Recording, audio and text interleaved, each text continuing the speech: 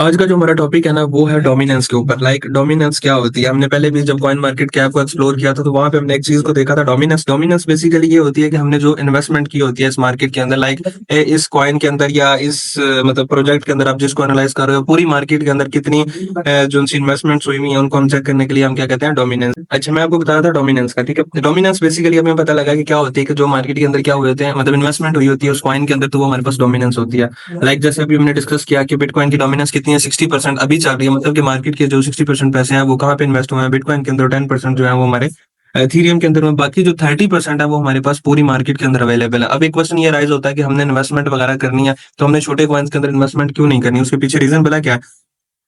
वो यही है, आपने देख लिया कि मार्केट का जो 70% पैसा वो कहाँ पे पड़ा हुआ है, बिटकॉइन और इथेरियम में पड़ा हुआ है। और हमने चेक किया था कॉइन मार्केट कैप के ऊपर कि हमारे पास टोटल करेंसीज कितनी है, मतलब क्रिप्टो के अंदर 10 मिलियन थी। मतलब 10 मिलियन एक साइड पे है और जो दो कॉइन्स हैं वो एक साइड पे है। मतलब कि 70% इन दो बड़े कॉइन्स में, और इनके अलावा बहुत बड़े बड़े कॉइन्स और भी हैं। बाइनांस का अपना कॉइन है, बीएनबी, ठीक है, ओकेएक्स का अपना कॉइन है, फिर उसके बाद सोलाना है, और मल्टीपल प्रोजेक्ट्स हैं जहाँ पे मतलब अच्छा खासा मार्केट के अंदर उनके अंदर वॉल्यूम है, यानी उनकी डोमिनेंस अच्छी खासी है, अच्छा खासा उसके अंदर इन्वेस्ट हुआ है। तो इट्स मीन कि मार्केट का जो 80 to 85% पैसा है ना वो यहीं पे आ जाता है। और तकरीबन 4 to 5% जो है वो हमारे पास किस में आ जाता है, यूएसडीटी के अंदर आ जाता है, कि मतलब यूएसडीटी सेव होता है। मतलब 10% जो मार्केट का पैसा वो हमारे दूसरे कॉइन्स के अंदर होता है। इसलिए मैं हमेशा आप लोगों को मना करता हूँ कि आप लोगों ने बड़े कॉइन्स में ही इन्वेस्टमेंट करनी है। अगर आपने ट्रेड वगैरह करनी है तो आप छोटे कॉइन के अंदर ट्रेड कर सकते हो अपनी टाइट टीपी और एसएल के साथ। मतलब विदाउट टीपी एसएल आपने ये नहीं करना कि जी मैं आज इस मीम कॉइन को लेकर रख लेता हूँ साल के लिए, 2 साल के लिए, नहीं, कभी भी नहीं। इवन 6 महीने के लिए भी नहीं आपने इस तरह का कुछ सोचना, क्योंकि मे भी ऐसा हो सकता है कि आज वो ऊपर गया हुआ 1-2 महीने के लिए, जब आपने इन्वेस्ट किया तो उसके बाद क्या नीचे आ गया। हाँ, लेकिन कुछ प्रोजेक्ट्स ट्रेंडिंग में चल रहे होते हैं तो आपको उनको उनके अंदर भी इन्वेस्ट कर सकते हैं, लेकिन शॉर्ट टर्म के लिए। अब जिस तरह आर्टिफिशियल इंटेलिजेंस, आपको पता है कि अभी डीप सी वाला भी सीन है कि मतलब आर्टिफिशियल इंटेलिजेंस इतनी जल्दी ग्रो कर रही है, तो इसके जितने भी प्रोजेक्ट्स हैं उनके अंदर क्या है, ट्रेंडिंग में चल रहा है। तो यहाँ पे हम थोड़ा बहुत जो है वो क्या कर सकते हैं, ट्रेड्स वगैरह कर सकते हैं, इन्वेस्ट कर सकते हैं। यहाँ पे मतलब हमें अच्छा रिवार्ड उन पे मिल सकता है। अब आते हैं हम डोमिनेंस का ऊपर के, डोमिनेंस से हमें किस तरह चीजों का पता लगता है। अब यहाँ पे ना बेसिकली कंडीशन है, 3 कंडीशन है। फर्स्ट ऑफ ऑल कंडीशन में यह है कि बीटीसी की डोमिनेंस है, दूसरी क्या है, प्राइस है, तीसरी जो है वो ऑल्ट कॉइन के ऊपर इसका क्या इम्पैक्ट देखेंगे। हमने देखा होगा कि बिटकॉइन जिधर मूव करता है उसके साथ ऑल्ट कॉइन मूव करते हैं। मतलब कि बीटीसी डाउन आ रहा है 10 to 15% नीचे है, तो जो दूसरे कॉइन है वो भी इसके साथ 10 to 15% क्या है, नीचे आ जाते हैं। बल्कि दूसरे कॉइन जो है वो 15%, अगर बिटकॉइन गिरा तो 30% नीचे आ चुके होते हैं। मतलब ये अच्छे खासे उससे उसके साथ ही नीचे आ जाते हैं। लेकिन एक और बात ये है कि जब बीटीसी की प्राइस ऊपर जा रही होती है तो रिकवर भी बीटीसी कर जाता है, लेकिन क्या है, हमारे ऑल्ट्स कॉइन रिकवर नहीं कर सकते। मतलब कि बिटकॉइन की प्राइस चल रही है 1 लाख, वो 90 पे चला गया, ठीक है। उसके साथ कोई भी ऑल्ट कॉइन था, वो $10 उसकी प्राइस चल रही थी, वो जब बीटीसी गिरा 90 पे आया तो उसकी प्राइस रह गई थी $8। अब बीटीसी 90 से फिर 1 लाख के ऊपर चला जाएगा, लेकिन वो जो 10 पे था उस पे नहीं जाएगा, बल्कि 8 से किधर चला जाएगा, 8.5 या 9 के पास चला जाएगा। तो वो हमारे पास क्या कॉन्सेप्ट आ जाता है, डोमिनेंस का कॉन्सेप्ट आ जाता है। तो अब यहाँ पे हमारे पास 3 कंडीशन है। फर्स्ट ऑफ ऑल जो हमारे पास कंडीशन है वो है बीटीसी की डोमिनेंस की, मतलब कि बीटीसी डॉट डी। अगर आपने इसका चार्ट ओपन करना है तो आपने ट्रेडिंग व्यू पे जाके लिखना है बीटीसी डॉट डी। अभी आगे जाके हम इसको देखते हैं, पहले हम इसकी थ्योरी पे सर्च करते हैं, लर्न करते हैं, देन हम आगे जाके इसको प्रैक्टिकली चार्ट्स के ऊपर भी करते हैं। अब बीटीसी की डोमिनेंस अगर इंक्रीज होती है, ठीक है, कंडीशनल है कि क्या, अगर बीटीसी की डोमिनेंस इंक्रीज होती है और बीटीसी की प्राइस भी इंक्रीज होती है तो हमारे पास आर्ट्स कॉइन जो है वो डंप करेंगे। उसके पीछे रीजन ये है कि मार्केट के अंदर जो पैसा है वो एक जितना ही होता है, कि अगर आपके पास $1000 है, $2000 है, तो वो आपके पास वो ही है। आपने उसी को ही मार्केट के अंदर सर्कुलेट करना है। ये नहीं होगा कि आपने क्या किया कि $1000 था, वो बिटकॉइन में इन्वेस्ट किया, 1000 आप कहीं और ट्रेड करनी है तो आप $1000 और लेके आएंगे, फिर 1000 कहीं और ट्रेड करनी है फिर लेके आएंगे, नहीं। तो आपके पास वही 1000 होगा, वो कभी आप बीटीसी में डाल दोगे, कभी आप ऑल्ट्स कॉइन के अंदर डाल दोगे, according to trend, according to market. इसी तरह आप इसके अंदर ट्रेड करेंगे। ऐसे ही है ना हसन भाई, बिल्कुल। आपके पास अगर $100 भी है फॉर एग्जाम्पल, तो आप क्या करेंगे कि आप इसी को सर्कुलेट करते रहेंगे। पहले केस की आपको समझ आ गया कि डोमिनेंस इंक्रीज हो रही है, उसकी प्राइस इंक्रीज हो रही है, तो हमारे पास क्या हो रहे हैं, आल्ट कॉइन जितने भी हैं वो क्या कर रहे हैं, डंप कर रहे हैं। ये सेकंड केस में क्या हो रहा है कि जी बीटीसी की क्या है, डोमिनेंस हमारे पास इंक्रीज हो रही है, और बीटीसी की क्या हो रही है, प्राइस डिक्रीज कर रही है, तो भी हमारे जो आल्ट कॉइन है वो क्या करेंगे, डंप करेंगे। अब ये यहाँ पे डंप क्यों कर रहे हैं, क्योंकि मार्केट में जो आल्ट कॉइन से पैसा निकल के किधर जा रहा है, बिटकॉइन के अंदर जा रहा है। कैसे हमें पता लगा, हमने बीटीसी की डोमिनेंस का चार्ट देखा।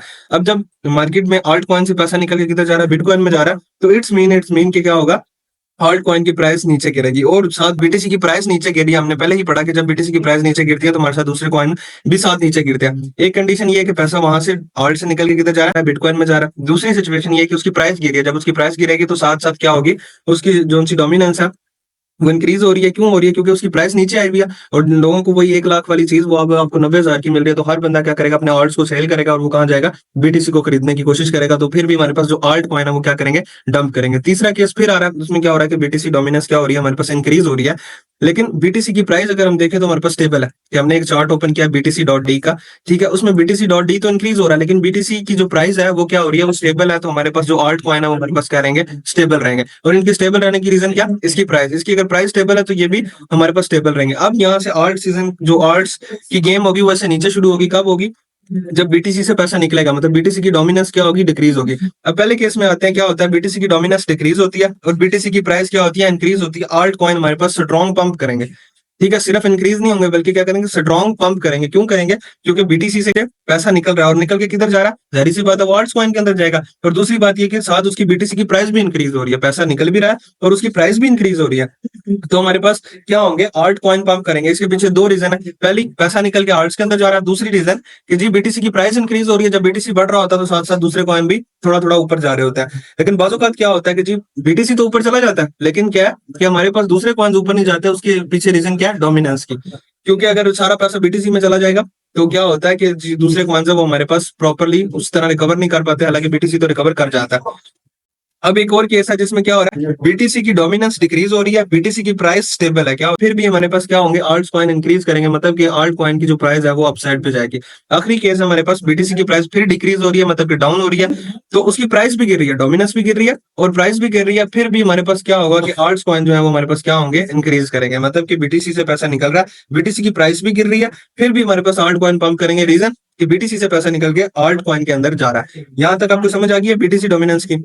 अब हम आते हैं यूएसडीटी की डोमिनेंस पे, ठीक है। अब यूएसडी कह सकते हैं फॉरेक्स के अंदर और सिंपल यूएसडीटी यहाँ पे कह सकते हैं। अब ये क्या है कि यूएसडीटी की डोमिनेंस का मतलब ये है कि लाइक डॉलर की प्राइस, अगर डॉलर की प्राइस ऊपर जाती है तो हमारे पास मार्केट हमेशा क्रैश करती है।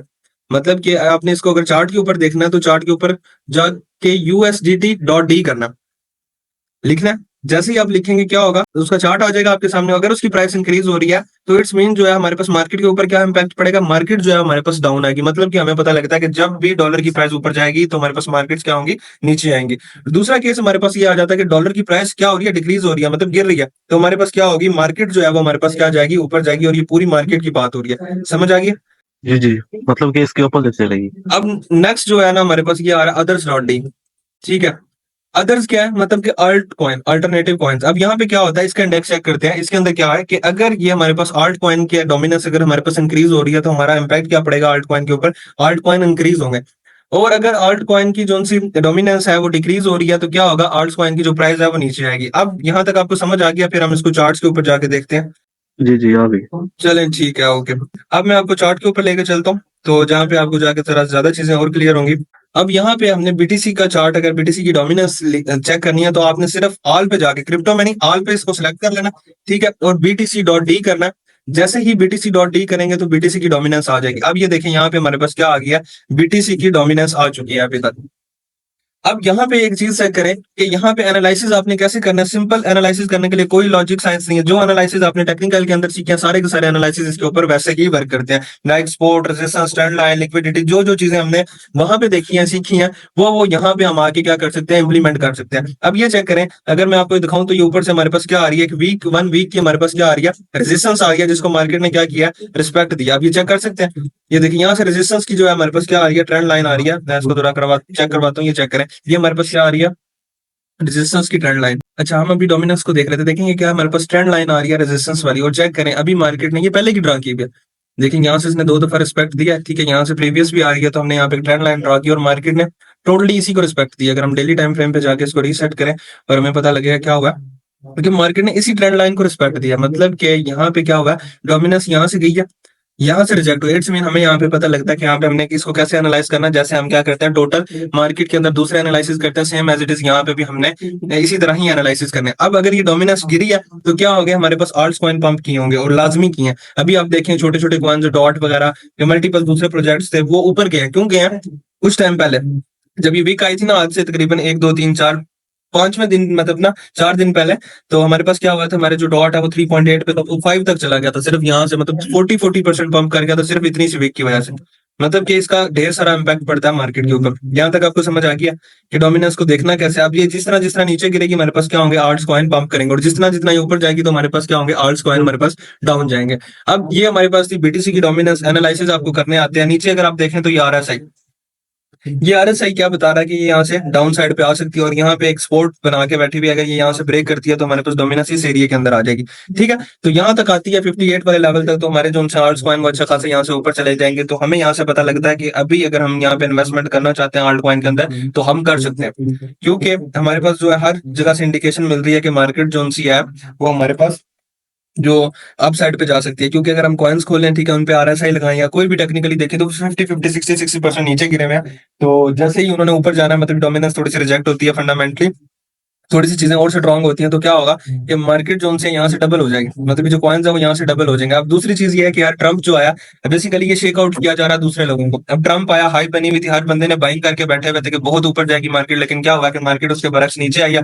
जिन्होंने लॉन्ग्स ओपन की हुई थी उन सबको लिक्विडेट कर दिया, और बहुत जल्द मार्केट के अंदर जो है एक मूवमेंट आने वाली है, जिसके अंदर हमारे पास जो है आर्ट्स कॉइन वो कहाँ जाएंगे, अप साइड पे जाएंगे। तो आपको समझ आ गया यहाँ पे बीटीसी डोमिनेंस की जी जी एनालिसिस जी सेम बिल्कुल। एज करने हैं। जो अभी तक आप सारी चीजें सीख रहे हैं वो इसके ऊपर आपने क्या करनी है, एनालाइज कर सकते हैं। अब हम आते हैं दूसरे के ऊपर, USDT.D।